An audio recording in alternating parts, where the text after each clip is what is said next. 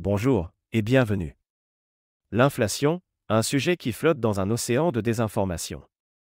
Il est temps de donner les faits, la réalité. L'euro devait protéger nos économies, il les a détruites. Pouvoir d'achat en chute libre, immobilier inaccessible, dettes multipliées. Voici pourquoi, et comment, l'euro est devenu une machine à appauvrir les peuples. Comme toujours, voici les sources des chiffres et des graphiques.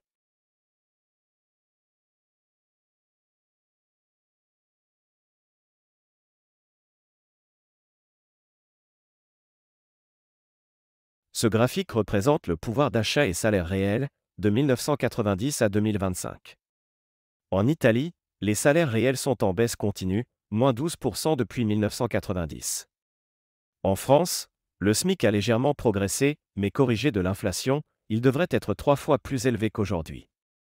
Côté immobilier, le pouvoir d'achat des Français a été divisé par 5 depuis 1990. Aux États-Unis, le revenu nécessaire pour acheter une maison a doublé en seulement 5 ans, entre 2020 et 2025. Ce graphique illustre clairement l'effondrement du niveau de vie en Europe depuis l'euro, face à l'explosion des besoins aux États-Unis. L'euro a interdit toute dévaluation compétitive, cruciale pour l'Italie, pays exportateur. Résultat, une croissance quasi nulle du PIB par habitant depuis 20 ans. Alors que les pays hors euro se portent très bien, comme la Pologne. Je vous invite à visionner ce contenu sur la chaîne.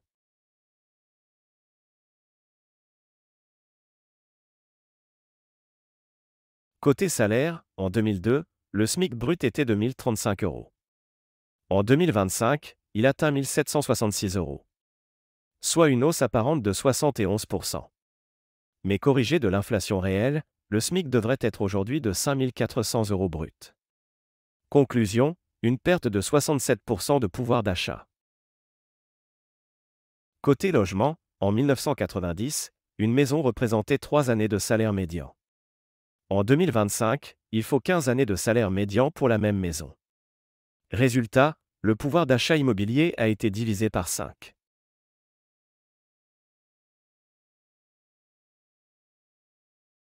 L'euro n'est pas neutre. Il est le produit d'une banque centrale unique, la BCE, qui a mené 3 politiques destructrices. Premièrement, les taux zéro, entre 2008 et 2022. La BCE a maintenu des taux artificiellement bas pour sauver les banques. Conséquence, un crédit bon marché, mais au service de la spéculation, jamais au service des salaires.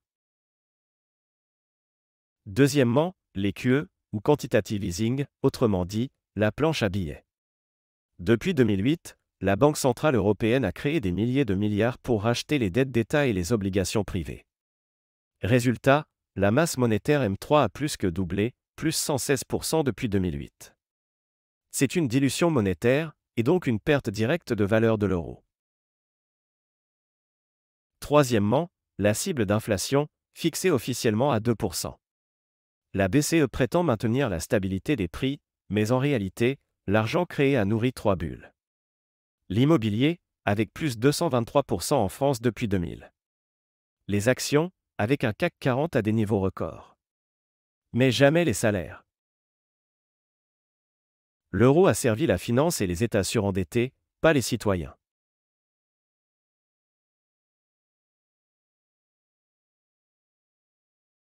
Italie, des salaires réels en recul depuis 1990. France, un SMIC réel totalement écrasé. L'immobilier, devenu inaccessible pour 70% des jeunes ménages. Et en France encore, la pauvreté a bondi de 22% depuis le second mandat d'Emmanuel Macron, selon l'INSEE en 2025. L'euro n'a pas protégé les peuples européens. Il a gommé les dévaluations compétitives, qui étaient l'outil historique de l'industrie française et italienne. Il a dopé la dette publique, aujourd'hui à plus de 3200 milliards d'euros en France, soit 112% du PIB. Il a gonflé la masse monétaire, sans aucun impact positif sur les salaires. Et il a appauvri les classes moyennes, au profit des ultra-riches. L'euro n'est pas seulement une monnaie, c'est un outil politique et financier d'appauvrissement programmé.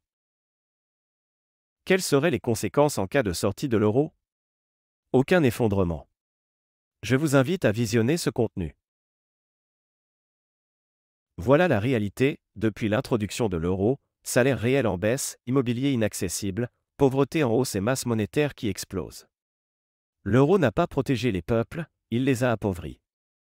N'hésitez pas à partager, commenter et vous abonner pour soutenir la diffusion de l'information. À très bientôt sur la chaîne.